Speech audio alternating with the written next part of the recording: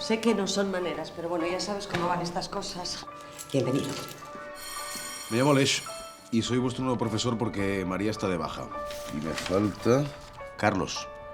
¿Alguien sabe por qué no ha venido? Os propongo que cada uno de vosotros escriba una carta a sí mismo para su yo del futuro. Quiero que os mováis, las mesas, vosotros, todo. Venga, que si no, no llegamos a ningún sitio. Venga, venga, venga.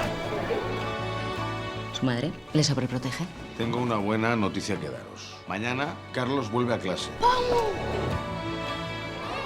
Si nos inventamos una historia donde lo divertido es pegarse, ¿qué mensaje estamos enviando? Para enviar mensajes al WhatsApp, profe.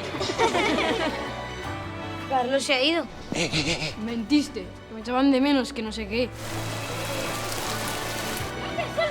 Un alumno no puede pegar a un compañero y muchísimo menos a un profesor. Selva, si no me cuentas lo que pasó, no podré ayudarte.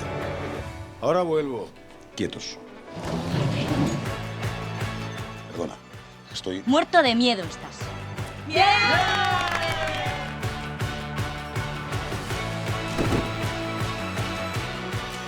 ¿Qué haces falta en esa clase?